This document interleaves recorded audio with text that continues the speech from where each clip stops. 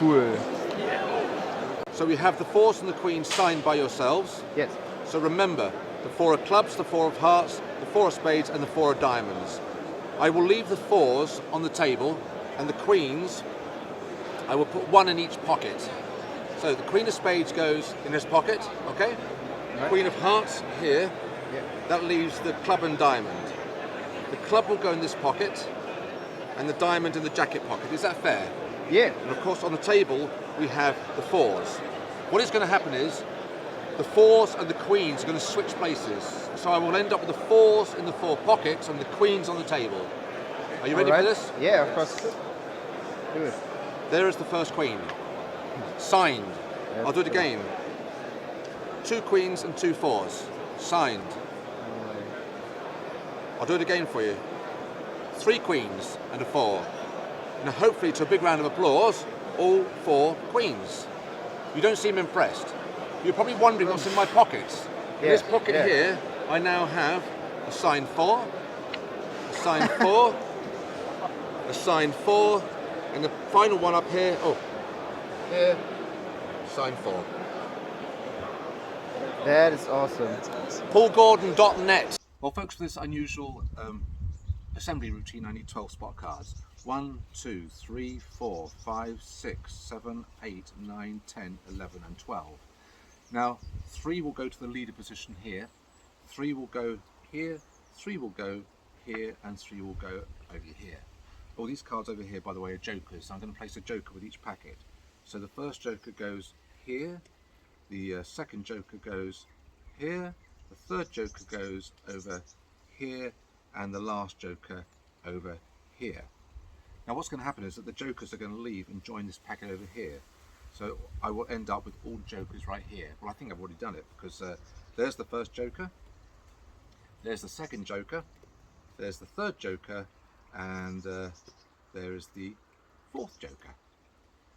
Oh, no, really are no jokers over here, because they're just spot cards, they're just spot cards, and they're just spot cards. And there's no jokers over here, by the way, because these happen to be the 4 aces. Everybody, and so it's a packet trick, and I'm going to leave the ace of spades inside the card case and leave the card case in full view on the table like this. And time-old tradition of ace assemblies, I'm going to put 3 cards on each of the other aces, and they're going to join the ace of spades. So we have 1, 2, 3, 4, 5, 6, 7, 8, 9 cards. So 3 cards go on each ace. So 3 go on the ace of diamonds, 3 cards go on the ace of clubs, and 1, 2, 3 go on the ace of hearts. As I say, one by one the aces are going to vanish from the packet. And if they vanish from the packet, at this stage we have 1, 2, 3, 4 cards. If they vanish, watch, that just leaves 3 cards. Let's do that again. We have 1, 2, 3, 4 cards. Watch. There's 1, 2, only 3. I'll do that again. At this stage we have 1, 2, 3, 4 cards. Watch. Only 3 cards. And they really have vanished because, look, there's no aces here. And of course, if they really have vanished, there's no aces there either. And I did say the aces had joined together with the ace of spades, but the ace of spades has been in the card case all the time. And I think if I open it now, yep, we now have 4 cards in the card case, and that should be 1, 2, 3, 4 aces, and that's PaulGordon.net. I made a prediction before you came up here. I made the predictions right here on the table. Okay. What I would like you to do, and bearing in mind we just shuffled the cards, I'd like you to cut a small packet off the top of the deck and just lift it, hold it off the deck for a second, just a smallish packet. Now you don't know how many you've got there, do you? No. And I don't. And we don't know the card that you've cut to if you turn them over. Can you turn it over? Okay, you've got 7 of hearts there. Now, just to make this whole process a little bit more random, can you cut a little bit deeper, turn them over, and put them back again? Okay, let's have a look at the first card you cut to here. And I will leave it right next door to the prediction card. Is that fair? Yeah. Yeah? Okay. Let's have a look here. There's the card you cut to, and there's the prediction card. 2 queens. And if you get 2 queens, wouldn't it be nice to get 4 queens? Very nice. True? Thank you. you like to see a major fooler? This is a big fooler. It's from Quidnunc and it's called Burying the Aces. It's from a borrowed, shuffled pack of cards, and it doesn't have to be a full deck either, and the Spectator does all the cutting as well. So the deck is shuffled and I've taken the aces out, so this is a nice little opener for an ace routine. Well, it could be a closer, who knows? And beneath each ace I'm going to place a bunch of cards. I'm going to try and get about a quarter of the deck. So there's a bunch there, a bunch there. These are about a quarter of the deck. And the final lot here. Now I'm going to cut some from here, and I'd like you to place the ace of spades on that pile and bury it by placing some here. The Spectator does all this cutting, by the way. Place ace of diamonds there, cut some from there to there, place ace of clubs there, cut some from there to there. Like I say, the Spectator does all of this work. Ace of hearts goes there, my cards go there, and those aces are well and truly lost. Now I'm going to use the top 4 cards. These are obviously random cards, and I've got a 9, a 10, a jack and an 8. The jack counts as 11, by the way, so it's 9, 10, 11, 8. Now because we've got those values here, which are random, I'm going to deal 9 here. 1, 2, 3, 4, 5, 6, 7, 8, 9. 10 here. 1, 2, 3, 4, 5, 6, 7, 8, 9, 10. 11 here. 1, 2, 3, 4, 5, 6, 7, 8, 9, 10, 11. And 8 here. 1, 2, 3, 4, 5, 6, 7, 8. Think of the possibility of this, because, like I say, borrowed deck of cards doesn't have to be full, thoroughly shuffled, and the Spectator does all this cutting. But they've managed to locate the ace of hearts, the ace of clubs, the ace of diamonds, and the ace of spades. And that really is a fooler. Well, folks, this is a 3-card Monty Find the Lady with a difference, because it uses 4 playing cards: the 4 of spades, the 3 of spades, the 2 of spades, and the ace of spades. So at the moment they're in order: 4, 3, 2, and on the face of the packet is the ace. Now I'm going to mix them around a bit, and all you've got to do is to tell me where you think the 4 is. So is the 4 first, second, third, or fourth from the top of these cards in my right hand? Third from top. Okay, these are 3 choices as well, folks, and let's have a look here. 4 it is. Well, it was very, very good. Let's try the game. This time I want you to tell me where you think the 3 is. Where do you think the 3 might be? In the middle there? Let's have a look. Let's see if that's the 3. And it is the 3. That's really very good indeed. You're good at this. So that leaves me with the ace and the 2. All you've got to do is tell me where the 2 is, top or second. Oh, the top card. Let's have a look here, and there's the 2. Well, you are incredibly good at this. So that leaves the ace, which I'm going to put into the packet and mix. Only I kind of know where I'm tracking it. Let's have a look here. Yeah, I thought so. I've done well here. Where do you think the ace is? Top, second, third from top, or on the bottom? Second from top. Well, there's the top one, there's the second one, and there's the ace of spades. So you've done very, very well indeed. But you see, I'm kind of helping you along here. But if I ask you to find the ace, it's easy to find the ace because these are now all aces, and that's why you never play cards with strangers. You know, folks, it's nice to be able to take a borrowed pack of cards and just do a routine using just a few cards from that pack of cards. And in this case, I've got the 4 aces and the 4 jacks, and that's all I'm going to use, the 4 aces and the 4 jacks. So obviously we've got the ace of clubs, hearts, spades, and the diamonds. I'm going to leave those aces in a row on the table. That leaves me holding the jacks here. Now I'm going to take this ace, the ace of hearts, and place it amongst the jacks. It's not on the bottom, it's not on the top, but all I have to do is twist the packet and flex it like that, and that ace instantly jumps back to the top. I'll do it again with this ace, the ace of spades. In it goes. Look, it's not on the bottom, it's not on the top, but all I have to do is flex the packet like this, that ace instantly jumps back to the top. I'll do it with the 3rd ace right here. Look, watch closely. There it is. The ace of diamonds goes into the packet. Instantly, it jumps back to the top. That leaves me with the last ace right here. All we'll have to do with that one is this, and it changes to a jack. In actual fact, the other aces turn into jacks as well, which leaves me holding the aces. Hello folks, it's Paul Gordon here, and ideally I'd have a Spectator here to help me, but I'm giving the cards a good shuffle because I always prefer to work with borrowed decks. I'm going to ask the Spectator to reach over and cut some cards from the top of the deck and turn them face up, and spread through the deck, and the first face down card I would like you to place right there. We'll do it again. I can give the cards another shuffle if you wish, and which I am doing. Cut the cards any way you want, turn the cards face up, and the first face down card, a random card again, will place right there. Let's do it again. I will give the cards another shuffle to keep us honest here.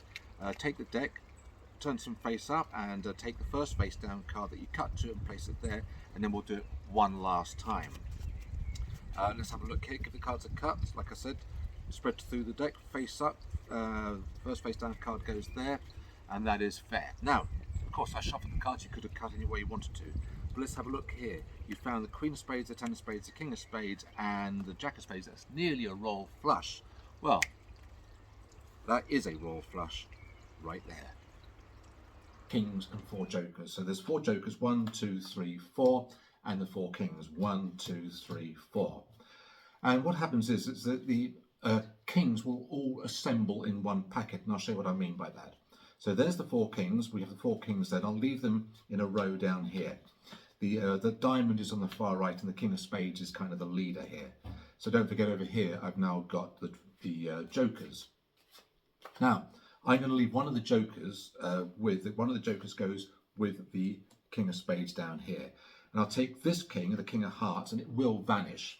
And you can see that it really has vanished. It's gone, which means over here with the King of Spades, I've now got the King of Hearts. Let's do it again. So I'll leave one of the jokers down here with the kings down here, and I'll take the King of Clubs, yeah, the King of Clubs, and that will vanish as well. And the King of Clubs has vanished, which means over here I've now got the King of Spades, King of Hearts, and the King of Clubs. Let's do it one last time, but with a difference. I'll leave the jokers with the King of Diamonds, and it really is the King of Diamonds there. And the King of Diamonds will vanish, but kind of in slow motion, really. So don't forget, there's the King of Diamonds. I'll leave the King of Diamonds right here. King of Diamonds goes right there. And just in case you're skeptical, it really is the King of Diamonds. I'll leave the King of Diamonds face up. So over here, I've got the King of Spades, King of Hearts, and King of Clubs. I'm going to leave those 3 kings beneath that king. So the King of Diamonds with the other kings. And over here, I've got the jokers. 1, 2, 3, and 4 jokers. I'll leave that joker face up there with these jokers. Here comes the final twist, because if I switch the king here and the joker there, birds of a feather flock together, I've now got the jokers over here and the kings over here. And that's magic. Spectator cut 4 aces. And you're the spectator. And I'm going to do it. Could you please, I think this is the title of the trick, is a bit of a clue as to what's going to happen here, but can you cut 3/4 of the deck and place it here? Yeah? Yeah. Can you cut about 2/3 of that and place that there? And about half of that and place that there. That's a free cut all the way through, am I right? Correct. Yeah? You cut here, here, here, and here. This card, this card, this card, and this card. I'm glad you did, because you cut right here to the Ace of Diamonds, Spades, Clubs, and Hearts. Boom. How do you do that? How do you do That's that? incredible, isn't it? Very good. This one is, these cards, these are tally-ho playing cards out of America, and a lot of people think these are marked, and there's a system for proving to you whether they are marked or not, and it's to do with the card case itself. Now, as you can see on there, there's 4 main words: Dirty, which is the name of the company; Tally-ho, which is the brand name; Playing, and Cards. Now, I'm going to spell those onto the table in any order that you want, and obviously it will be different from whatever you say. So what's the first word you'd like to use? Tally-ho. Tally-ho. T-A-L-L-Y-H-O. What's the next one? Dirty. D-O-U-G-H-E-R-T-Y. Now we've got Playing and Cards. What do you want? Cards. C-A-R-D-S, which leaves Playing. P-L-A-Y-I-N-G. Now you're probably wondering where this is going. When I collect these in any old order, I can tell you whether these cards are marked or not, because I'm now going to spell those words on the card case in the order they appear. So on the top we have Dirty, then Tally-ho, then Playing and Cards. If you just said those names in a different order, of course this would be different, wouldn't it? But let's have a look here. Dirty, D-O-U-G-H-E-R-T-Y. Tally-ho, T-A-L-L-Y-H-O. Playing, P-L-A-Y-I-N-G. Cards, C-A-R-D and S. Now there's something else on the playing card case. I don't know if you've noticed it, but down the bottom there is a number 9. And of these 4 cards down here, 9s, we've got a marked deck. And they are. They are. I've got the 4 jacks out of the deck here, and the jacks are going to help me. And often you hear that the spade is the leader, but not with the jacks. The Jack of Hearts is the leader, and I'll leave the cards right here, the jacks right here. I also need 3 random cards from the deck, and I'll shuffle the cards, and I'll use 1, 2, these 3 cards here. These are just random playing cards. Now the jacks are going to tell me what these playing cards are. So this one here, I want you to see it first. Okay, I'll place it in amongst the jacks, and the jacks are going to tell me that card is the, I think it's the 8 of clubs, all right? Not too sure yet. Okay, let's do it again. I want you to see this one. Okay, I'll place it amongst the jacks, and the jacks will tell me that this one here is the King of Hearts. Okay, I think it's the King of Hearts. Now the Jack of Hearts is going to tell me the last one, and it tells me it's the 3. You want you to see it first. I think it's the 3 of Spades, and it is the 3 of Spades. So that's pretty good. So I'll leave those selections down here, leaving me with the jacks right here. So I'll leave the jacks on the table, but if I do this, the jacks will turn into the selections, and the selections down here will turn into the jacks.